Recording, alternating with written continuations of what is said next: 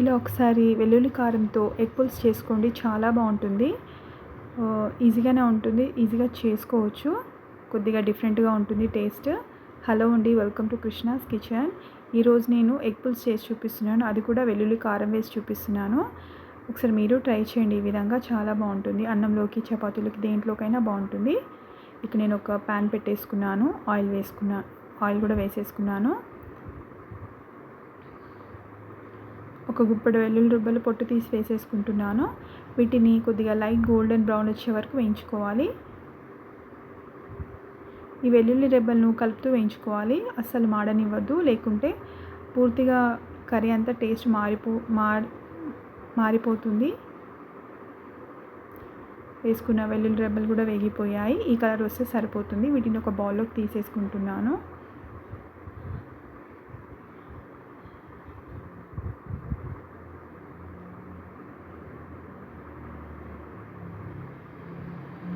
ఇదే ప్యాన్లో ఒక మీడియం సైజ్ ఆనియన్స్ కట్ చేసి వేసేసుకుంటున్నాను. వీటిని గోల్డెన్ బ్రౌన్ వచ్చే వరకు, అంటే పచ్చివాసన పోయే వరకు వేయించుకోవాలి. కొద్దిగా ఉప్పు కూడా వేసేసుకున్నాను.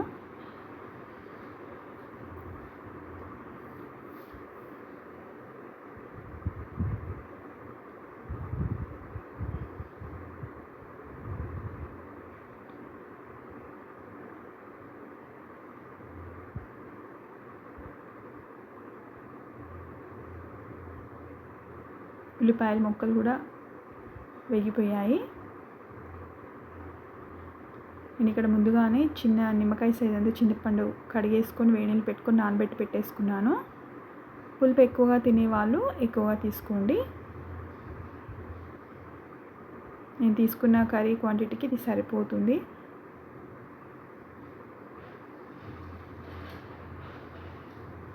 ఆనియన్స్ కూడా వేగిపోయాయి.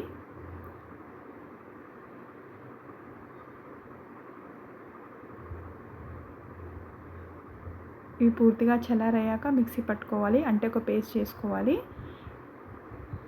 ఆనియన్స్ ఇంకా వెల్లుల్లి రెబ్బలు చల్లబడ్డాయి, మిక్సీ జార్లో వేసుకుంటున్నాను.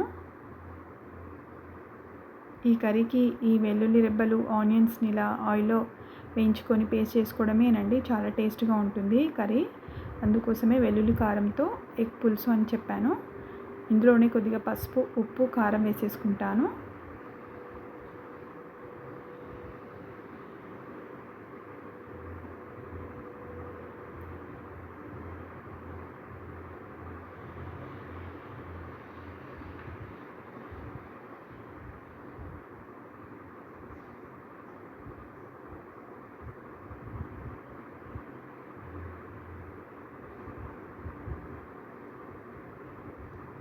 అదే ప్యాన్లో కొద్దిగా ఆయిల్ వేసుకున్నాను. నేను ముందుగానే ఎగ్స్ని బాయిల్ చేసి పెట్టేసుకున్నాను, పొట్టు తీసేసుకొని. ఒక ఎగ్లో 2 ముక్కలు చేసి పెట్టేసుకున్నాను. వాటిని కొద్దిగా క్రిస్పీగా వచ్చే వరకు వేయించుకుంటాను. ఫ్లేమ్ సిమ్లోనే పెట్టేసుకోవాలి, సిమ్లో పెట్టుకొని వేయించుకోవాలి. 2 వైపులా వేయించుకోవాలి.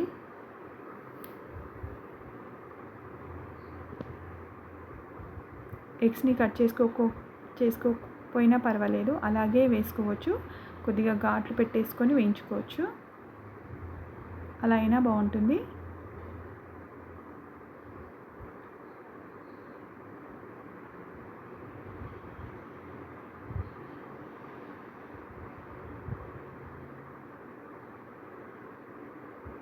ఇలా 2 వైపులా క్రిస్పీగా వచ్చే వరకు వేయించుకోవాలి.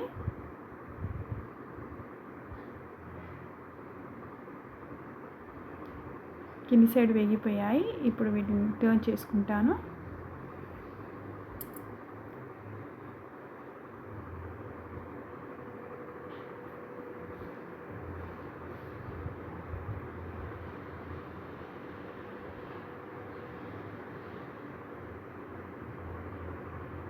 ఇలా రెండో వైపు తిప్పుకుంటూ వేయించుకోవాలి.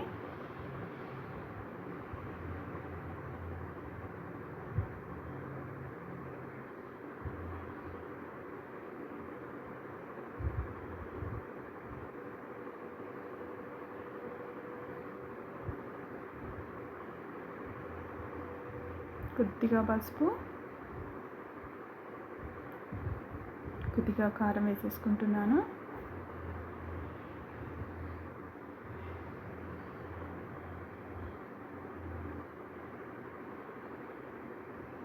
ఇలా ప్యాన్ని కదుపుతూ వేయించుకోవాలి. మన వీలుని బట్టి ఇందులో అయినా వేయించుకోవచ్చు.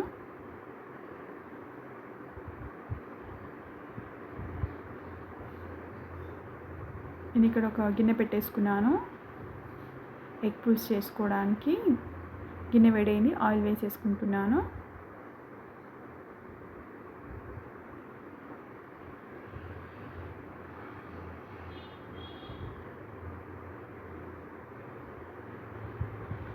ఆయిల్ వేడైంది. ఇక్కడ కొద్దిగా పోపు దినుసు హోల్ గరం మసాలా వేసేసుకుంటున్నాను. హోల్ గరం మసాలా వేసుకున్నాను. 2 ఇలాచీలు, 2 లవంగా, కొద్దిగా దాల్చిన వేసుకున్నాను. అలాగే ఒక చిన్న ఆనియన్ కూడా కట్ చేసి వేసుకున్నాను. 2 పచ్చిమిర్చి, కొద్దిగా కరివేపాకు కూడా వేసేసుకున్నాను.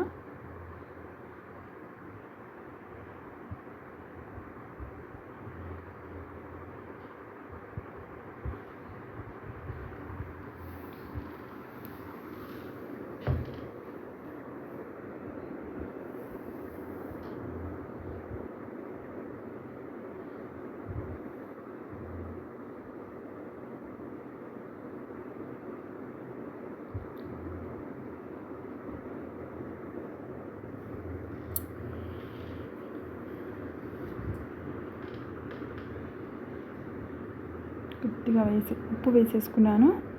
చిటికెడు ఉప్పు వేసేసుకున్నాను. ఆనియన్స్ పూర్తిగా పచ్చివాసన పోయే వరకు వేయించేసుకోవాలి. అలా వేసుకున్నాక ముందుగానే బ్లెండ్ చేసుకున్న గార్లిక్ ఆనియన్ పేస్ట్ కూడా వేసేసుకుంటాను. ఈ కర్రీకి గార్లిక్ ఆనియన్ పేస్ట్ చాలా టేస్ట్గా ఉంటుంది. మనము జింజర్ గార్లిక్ పేస్ట్ వేస్ట్ చేస్తూ ఉంటాం కదా ఎగ్ పుల్స్లో. ఇలా గార్లిక్ వేస్ట్ చేయండి, చాలా బాగుంటుంది. గార్లిక్ ఇంకా ఆనియన్ పేస్ట్ గ్రైండ్ చేసి పెట్టుకున్న బ్యాటర్ని వేసేసుకుంటున్నాను.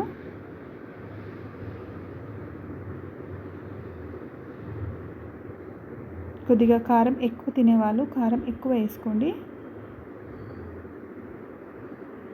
లేదా తక్కువ కూడా వేసుకోవచ్చు.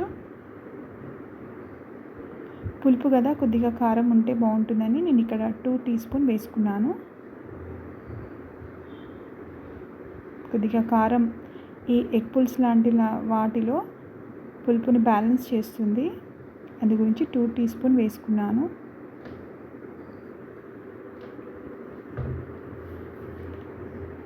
ఇలా ఒకసారి బాగా కలుపుతూ ఉండాలి.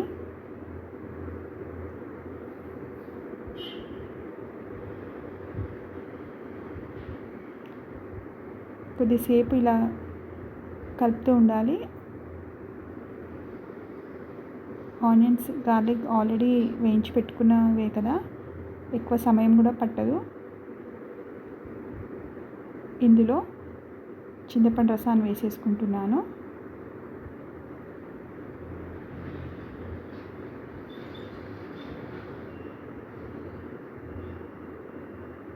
ఇంకా కొద్దిగా వాటర్ వేసుకొని ఒకసారి వేసేసుకుంటాను.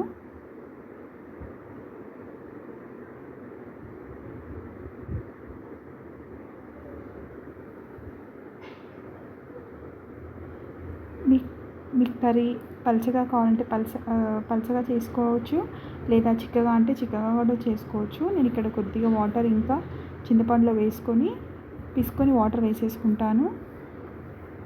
కొద్దిగా మరుగుతుంది కదా పులుసు, చిక్కబడుతుంది. అందులోనూ గార్లిక్ ఆనియన్ పేస్ట్ వేసాం కదా, ఈ పులుసు మరీ పలచగా కూడా ఉండదు.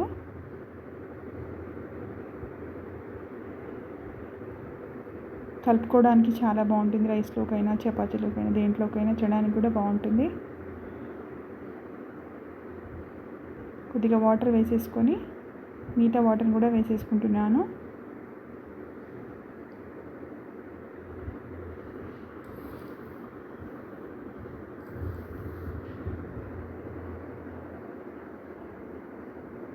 ఒకసారి కలిపేసుకొని ఇక్కడ నేను కొద్దిగా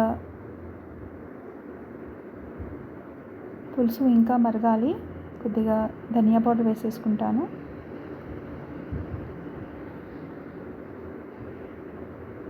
కొద్దిగా అంటే ఒక పావు టీ స్పూన్ వేసుకుంటున్నాను.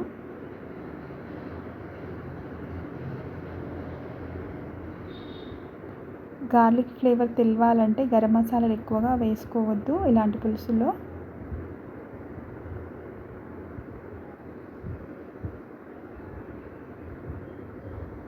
వేయించి పెట్టుకున్న ఎగ్స్ని కూడా వేసేసుకుంటున్నాను, ఎగ్ పీసెస్ని.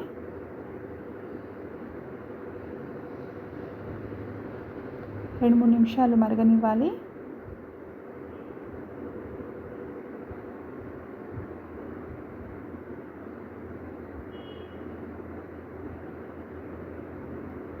పులుసులో ఎగ్ పీసెస్ వేసాక నిదానంగా కలుపుకోవాలి. సరే కలిపేసుకుని మూత పెట్టేసుకుంటున్నాను.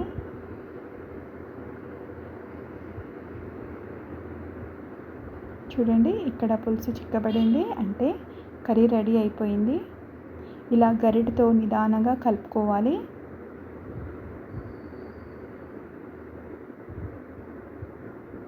ఎగ్ పులుసు రెడీ. అవసరం అనిపిస్తే కొద్దిగా కొత్తిమీర వేసుకోవచ్చు. నేను ఇక్కడ కొత్తిమీర వేయట్లేదు. కొద్దిగా చివర్లో గరం మసాలా వేసేసుకుంటున్నాను.